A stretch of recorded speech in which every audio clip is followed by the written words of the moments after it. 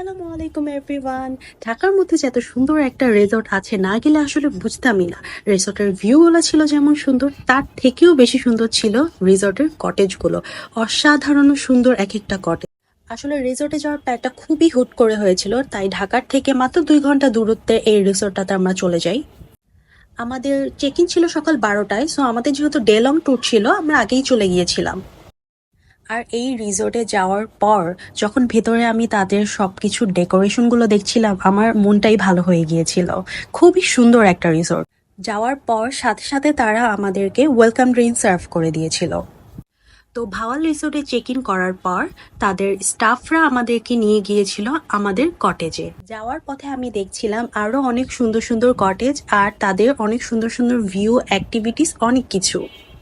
আর আমার একটা জিনিস তাদের অনেক ভালো লেগেছে, তা হচ্ছে আমি তাদের যতগুলো কটেজ দেখেছি, তাদের প্রত্যেকটা কটেজে বড় বড় সুন্দর সুন্দর ব্যালকনি রয়েছে। এরপর আমরা যে রুমটা নিয়েছিলাম, রুমটা মাশাল্লাহ অনেক বড় ছিল আর অনেক সুন্দর ছিল। এর আশেপাশে দেখলাম জঙ্গল রয়েছে, আমার ফ্রেন্ড একটু ভয় পাচ্ছিল, কিন্তু তারপর দেখলাম তাদের অনেক গার্ড রয়েছে, আর্মিরা রয়েছে। আর আমাদের রুমটাতে সব রকমের ফ্যাসিলিটিস ছিল। রুমটার ওয়াশরুমটাও ছিল অনেক বড়, সুন্দর।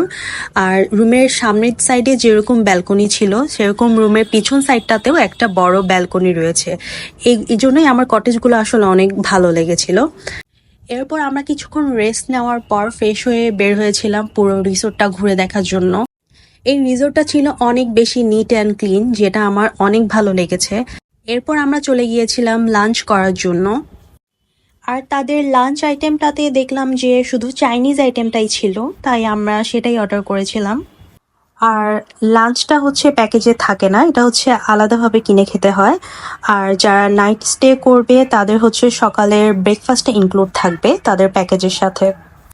এরপর খাওয়া দাওয়ার পর বিকেলের দিকে আমরা তাদের রিসোর্টটাতে একটু ঘোরাঘুরি করি আর অনেক পিকচার্সও ক্লিক করি।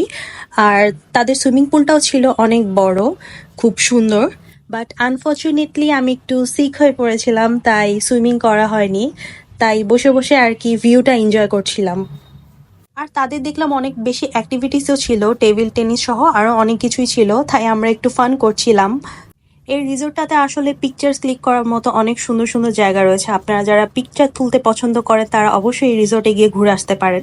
আর রিসোর্টের রাতের ভিউটাও ছিল অনেক সুন্দর।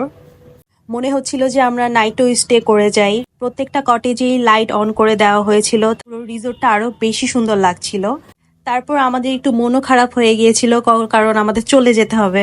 তারপর আমরা ঠিক সন্ধ্যার মধ্যেই আর কি চেক ইন করে চলে আসি। তো আমার তো রিসোর্টে ঘুরে অনেক ভালো লেগেছে। আপনারা অবশ্যই গিয়ে এই সুন্দর ভাওয়াল রিসোর্টটাতে ঘুরে আসবেন।